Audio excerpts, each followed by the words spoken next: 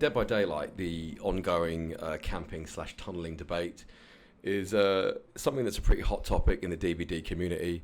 I've only been playing about a year and a half, but I would imagine it's always been a fairly hot topic.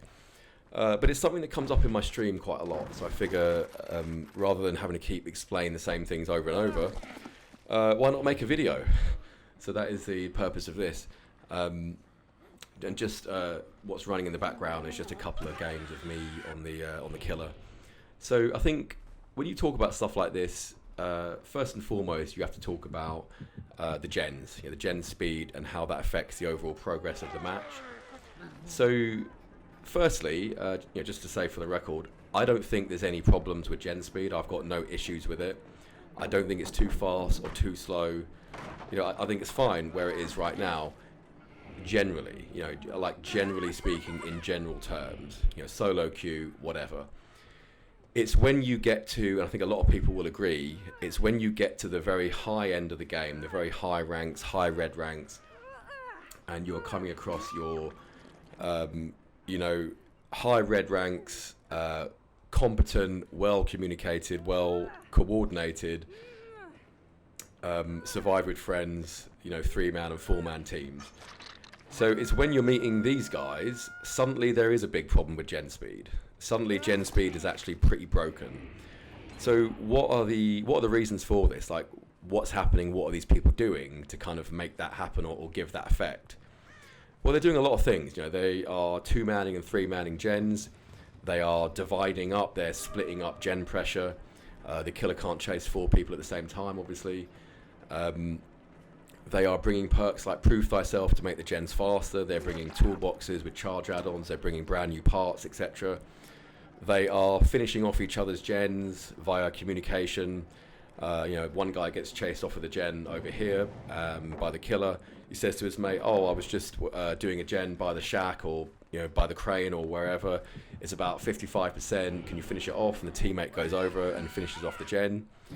So it's all these types of things. And when you have teams that are doing all of these things very efficiently and very fluidly, suddenly those gens are going to fly. They're just going to absolutely fly. And, any killer that has spent a fair amount of time playing around the high red ranks will be fully aware of what I'm talking about. You'll know exactly what I'm talking about.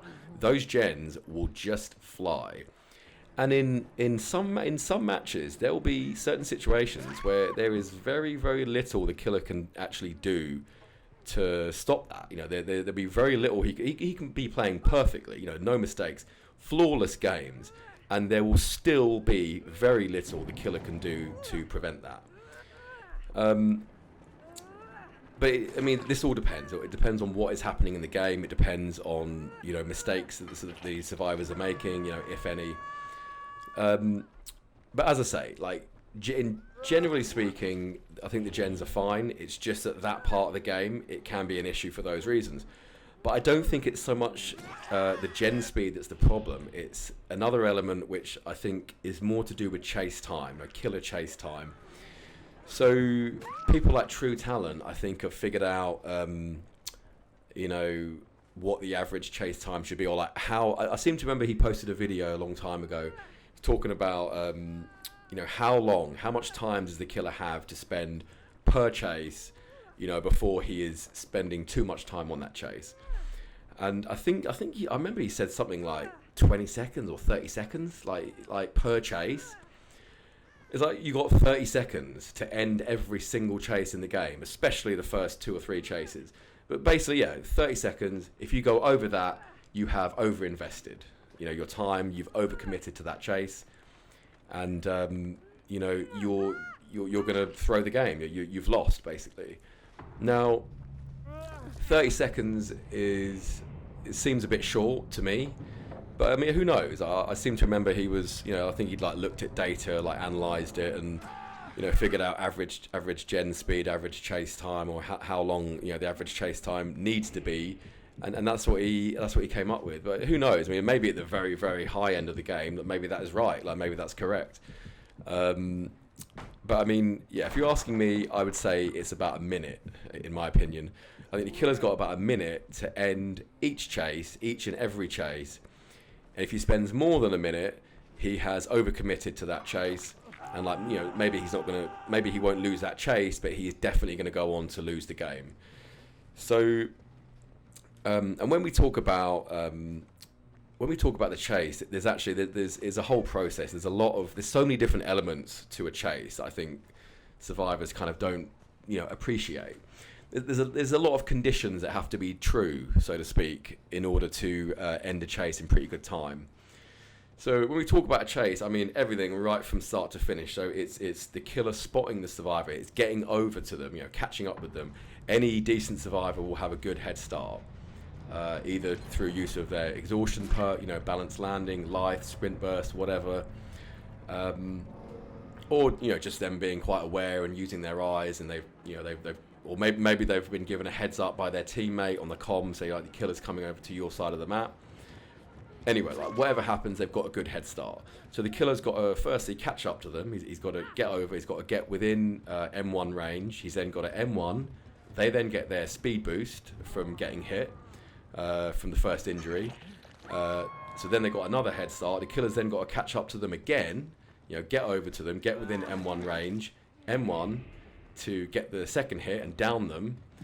And bear in mind, don't forget, all the while, the whole time this is happening, the killer has got to deal with whatever, you know, mind games and jukes and, you know, little things that the survivor is doing.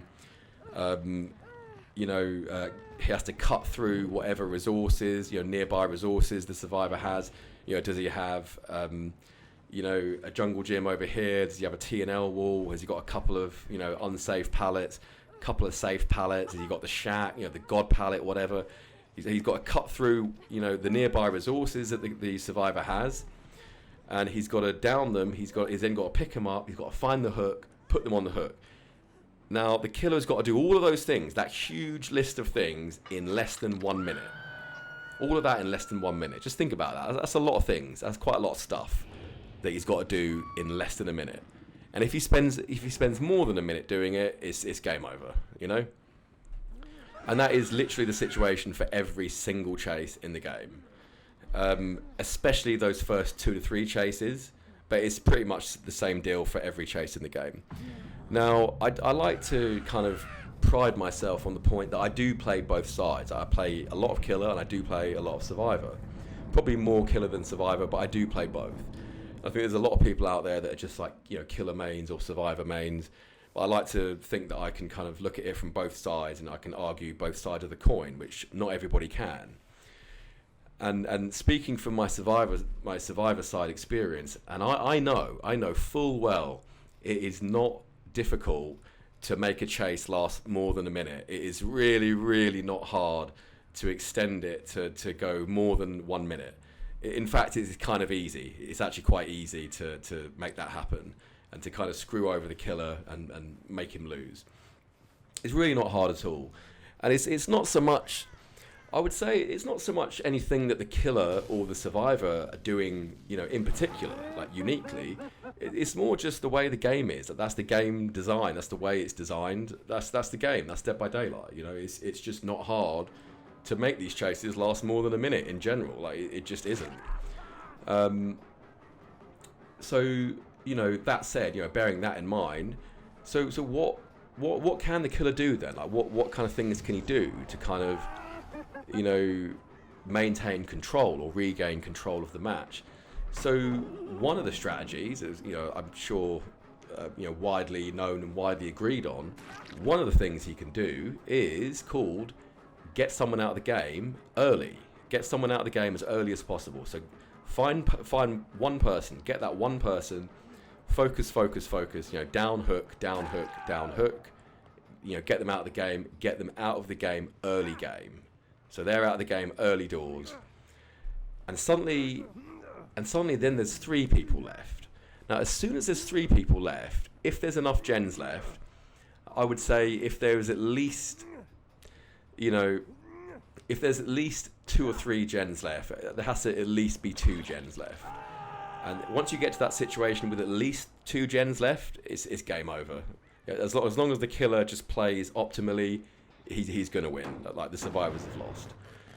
Now, it's so that's something that the killer can do, and it's one of the more effective strategies. It's something that he can do that is like going to help with consistency quite a lot. But the survivors don't like this. They don't like that one bit. That's tunneling. That's called tunneling apparently. So, and well, I mean, the thing is, if you get to the end of the game and you as the killer have just been gen rushed into oblivion, and then let's say killers have said this and say, oh well, a bunch of gen rushers, just rush the gens, etc. Whatever. You know what these survivors, these entitled survivor mains will turn around and say? They will say, oh well, the gens are our objective. That's our main objective. Like obviously we're just gonna play our objective and do it as quick as possible. Like that's our main thing that we do. Like why would we not do that? That's the objective. That's the type of things that they'll say. So conversely, but then the killer, like he's a killer. He's going to kill people. That's what he does. So if he has killed someone so efficiently that he's literally killed the same person over and over again to the point that they're actually out of the game, I'm sorry, but that is the exact same thing. That is the killer playing his objective, and that's his main objective, and he's playing it, more effectively when he does get someone, dead early, and that is something that killers should turn around and say, well, okay, well, me doing that is just me playing my objective. It's the same thing. There's no difference there. But survivors will, kind of pretend and make believe that there's a difference. That is something the killer should not do.